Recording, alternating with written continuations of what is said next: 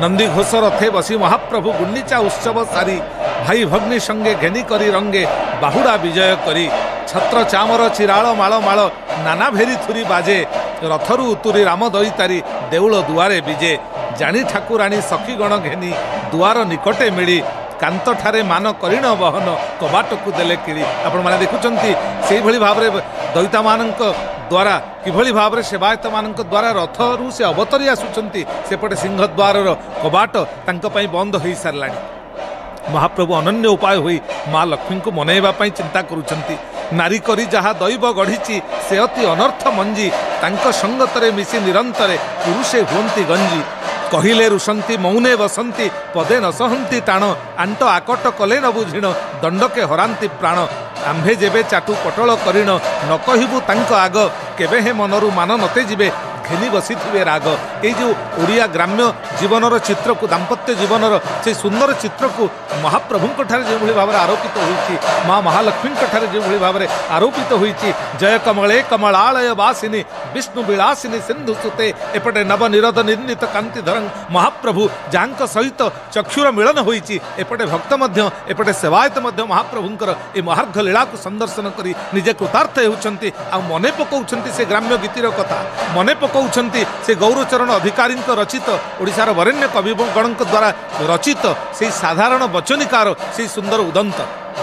महाप्रभु माँ महालक्ष्मी रोष विभंजन पाई चाटू वचन कहउछंती कोमल करिण कमल नयन भासंती रे प्राणबंधु कबाट फिटाओ मधुख तुटाओ देखाओ बदन इंदु नवदिन मोर नवजुग हेला श्रीमुख न देखी तोर झुरी झुरी देह दुर्बल हेलाणी पाद न चलई मोर नाही मोर दोष काहि पाई रोष करुछु नृपति जेमा मुहि अपराधी तू कृपा बारिधि सकल करिबु क्षमा प्रभुंकर एपरी बाणी शुणी मांकर क्रोध अभिमान शिखर छुआ होइछि सिना किंतु कमी नाही कांत प्रिय बाणी शुणी ठाकुराणी क्रोधे तनु थर थर श्वास घन घन नेत्र थन थन अश्रु बहे धार धार जाओ जाओ फेरी नीलाद्रि बिहारी भौणी की संगे निय छाड़ी करी गले दुख करिबटी नंद राजांकर झियो ये जो ग्राम्य गीति भितर जो भली भाव में दाम्पत्य जीवनर साधारण रोष अभिमान एवं कलह जो भली भाव में दाम्पत्य जीवन को अधिक मधुसिक्त करिथाए सेही चेतना को प्रतिफलन करुछि श्री जगन्नाथ महाप्रभुंकर यही दिव्य नीलाद्रि विजयर यात्रा मानमयींकर मानभंजन करने भितर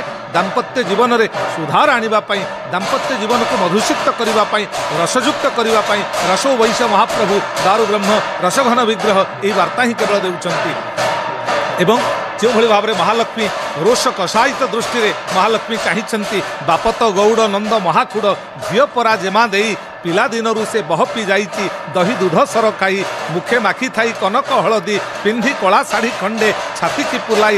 की फुलाई हाथ दोहलाई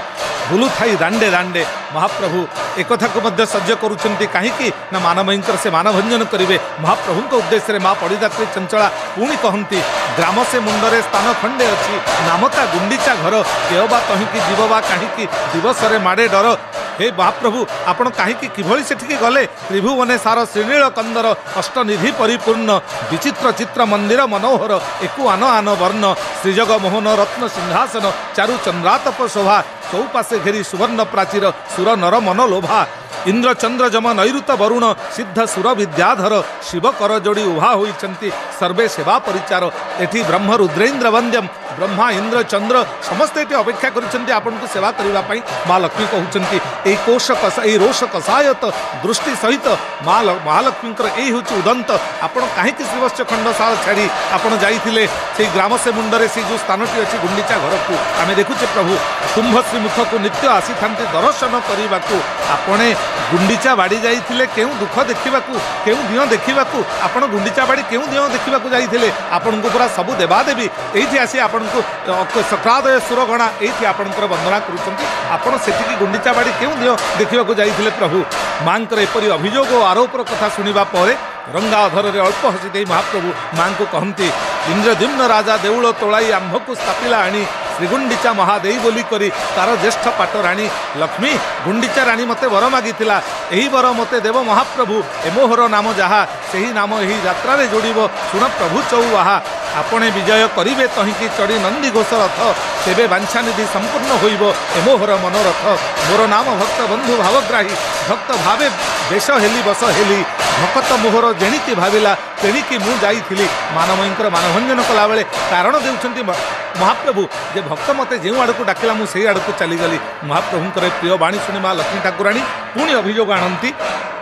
कांत प्रिय बाणी शुणी ठाकुराणी कहिले कर जोड़ी तुम्भे जेबे आपे विजे करी गल मोते गल किंपा छाड़ी प्रभु निजको रक्षा करने रोष कसाहित नयनरु नयन फेड़ी कहती कहती गोविंद हृदय करी छंद लक्ष्मी श्रीमुख चाही जही पाई तोते ननेली संगते सुणरे पुराण सही ज्येष्ठ सहोदर तोर देढ़ुसुर से संगते थिले जेणु यही कथा चित्ते विचारिण तोते संगते ननेली तेणु एपरी कथारे मोहित होई नांती पद्मालया। महाप्रभुंकर चरित्र संहार करिसेंती कुल वंश मान मर्यादा सबु उपरे लगाई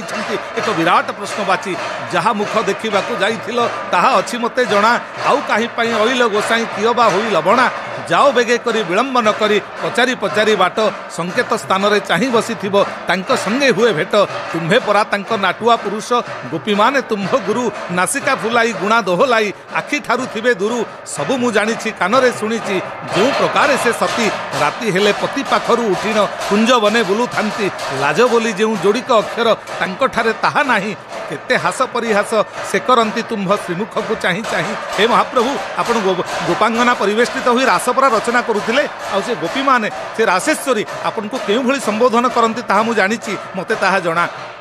केवल निया गिला साहसिया केवल षंढ पिता केवले पालटा वसन लुटारे केवले अघट घटा गोपांगना दुकूलश्च चौरम आपन को कहा जाइछि परा प्रभु केवले ओलिया दही सरखिया केवले माइपी मरा केवले पातकी विश्वासघातकी केवले चढ़ई चिरा एही रूपे केते कटुकु वचन कहंती से गुठी हाणी सेवाणी सुनिबा पाई कि आपण रसिक रतनमणि एही गोपांगना मानकर एही भली आरोप को शुणा ये अभियोग को शुणा गोपांगनांकर ये से भर्सना को शुणा आपण कान डेरी उत्कर्ण हो रही था प्रभु। गोपी मान को तिरस्कार करी माँ कमला कहती केते कहिबी से गोपींकर गुण न जानती विधि सिद्धि पालटा बसन पिंधि बाहरती बिकी जीवाई दधी सात पांच बाड़ी हुई एक मेली चली जाऊँगी जेने गोरस सुबास पाई चौपास माछी बेड़ू पणे तुम्भ को जे गाई चराई आसई तांकू आसे दही बिकी नुह बड़ स्थान उभय समान खिरिकी एंडुरी साखी ग्राम्य जीवन जो लोकगीति भितर जो ग्राम्य कथोपकथन भितर ये जो वचनिका सहित ये जो दिव्य लीलार जो संपर्क रही तार चमत्कार वर्णना रही माँ कथार प्रभुंकर राग रोष अतीब होती गोपांगना मानकर निंदा को महाप्रभु शुणी पारि नाहंती एवं निजे कहिसेंती हिंसापण करी गोपींक चरणे हेलु मात्र अपराधी बोलंती गोसाई ज्ञान तोर नाही अति हीन तोर बुद्धि सते बड़ घर झील परी केते परिपाटी करी कहू गोपीगणरू जनक संगे तू पण करे लेखा नहु। हे लक्ष्मी तुमे कण जणे गोपींक सहित तुलनीय होई परिबो कि 14 ब्रह्मांडे जेतेक अछंती उत्तम गणना नारी नदी पुष्करिणी प्राय समस्ते गोपी मंदाकिनी बारी एवं सबुदिने तोर चंचल स्वभाव निश्चय न रहू कहीं केउठारे मासे कहीं बा बरसे तहिर प्रमाण नाही 14 ब्रह्मांड जाक क्षण करे भ्रमण करिण आसु सूचिवंत नोही पाद न पखाली देउल भितरे पशु सबु विपरीत एतोर चरित केताहा पारिब जानी एथिपाई तते बोलंती जगते बाई लक्ष्मी ठाकुराणी तते लक्ष्मी बाई बोली कहती लक्ष्मी बाईआणी बोली कहती एहिथिपाई तू केउ जगार स्थिर नुह तू होचु चंचला आउ अदाता कृपण नीच आचरण सेमाने लभंती सुख कवि पंडित सर्वज्ञ श्रुतिधर तांकु न मिलई भिक यही हूँ तू पढ़ीदात्री यही तोर समदर्शिता जो माने तोर जो माने प्रकृत कवि पंडित सर्वज्ञ एवं जो माने शास्त्रविद से माने को भिक न मिलला बेले जो माने अदाता कृपण एवं नीच आचरण करती से तू सबकिछि देई देउ अति अनाचारी असती दोचारी से पिंधती पाट शाढ़ी सती साधवी पतिव्रता नारी को न मिलई कना धड़ी आम ओडिया कथारे जहाँ अच्छी असती भुंजई पलंके सुपारी कुलबधु हुए दासी गोरस बुलई दुआरे दुआरे मद बिका हुए बसी यही विडंबित सत्य को महाप्रभु निजे निजे लक्ष्मी उद्देश्य अर्पण करुँच तोम न मरम जाणी कहू थाई भक्त बलराम दास काणी कालुणी को बुझी बोली परा करू थाई परिहास तते से भक्त बलराम दास एक कथा कही आउ यही कथोपकथन भितर वचनिका भितर ग्राम्य जीवन जो साधारण चित्र दाम्पत्य जीवन जो साधारण चित्र एवं सरल भाषा एवं ता भितर जो महान सत्य रही महाप्रभुंकर दिव्य लीलार जो संपर्क रही अति चमत्कार भाव में ओडिशार वरेण्य कविकुल वर्णना कर।